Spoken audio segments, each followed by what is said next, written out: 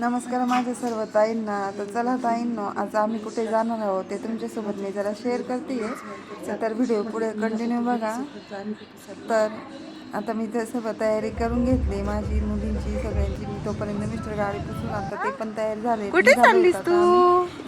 तर अशा कुठे ठिकाणी चाललीस बरं तू? चाललोय की जे कोणी नाशिकमध्ये राहत असेल कुठे? त्यांना माहिती असेल, पण जे लोक नाशिकच्या बाहेर राहतात त्यांना शक्यतो माहिती नसेल, म्हणून म्हटलंय तुमच्यासोबत शेअर करा. सुरुवातीला आम्ही इथे आलो बँकेचं थोडंसं काम केलं. त्यानंतर जाता करता आम्हाला वेळ झालेला आहे. तर ना खूप दिवसांपासून इच्छा होती या ठिकाणी जाण्याची, पण ती काही पूर्ण होत नव्हती. कारण जवळ माणूस आमच्या ठिकाणी तरी पटकन जातं, परंतु जवळच्या ठिकाणी पटकन जाणं कधी शक्य होत नाही. तर आज मिस्टर मी मागच्या शनिवारी ज्यांना शनिवारी सुट्टी असते तर तेव्हा ते नको बोलले, म्हणे पुढच्या सॅटर्डेला जाऊया. तर शेवटी आलो आहे आम्ही इथे.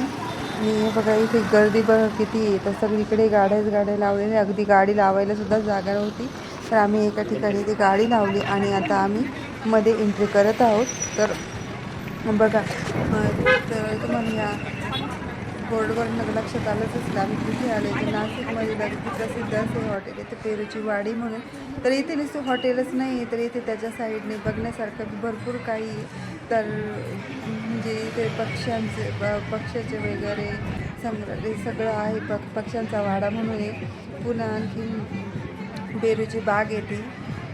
तर इथे मिसळ अगदी छान भेटते. म्हणजे नाशिकमध्ये फेमस अशी मिसळ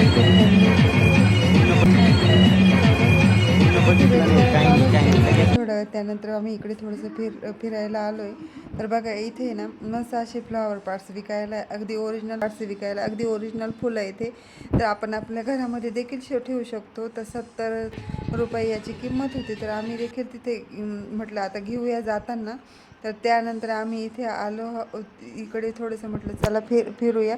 तर इथे ना खाली पाट आहे, वरती असं मस्त त्यांनी फूल बनवलेलं आहे. तर चला आता आम्ही थोडंसं फिरून येतो आहे. तर इथे बघा किती छान, म्हणजे असं कसं त्यांनी बनवलेलं हे तुम्हाला दाखवते.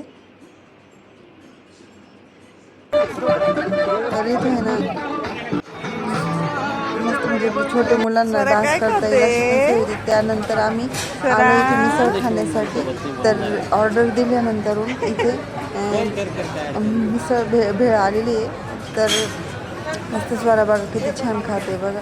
तिला फक्त शेवा आवडते जास्त. तर आता आमची ऑर्डर पण आलेली. चला मस्त आता आम्ही इथे नाश्ता करून घेतोय. तर या तुम्ही सगळे पण नाश्ता करायला. तर बघा किती छान क्वालिटी पण आहे आणि चव पण अगदी अप्रतिम आहे.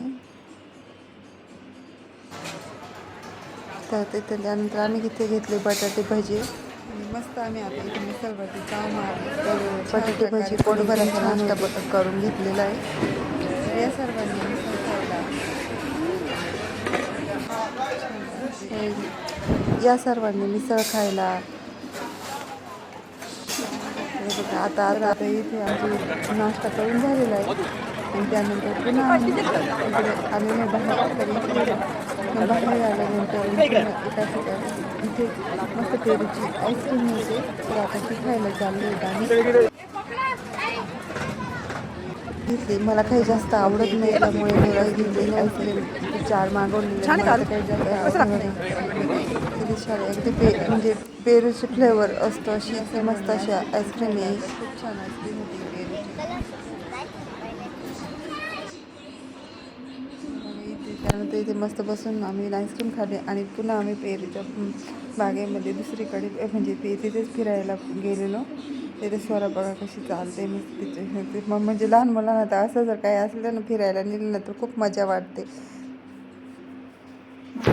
तर तिची ती एकटीच चालली, ती कोणाला म्हणजे चढून पण देत नाही.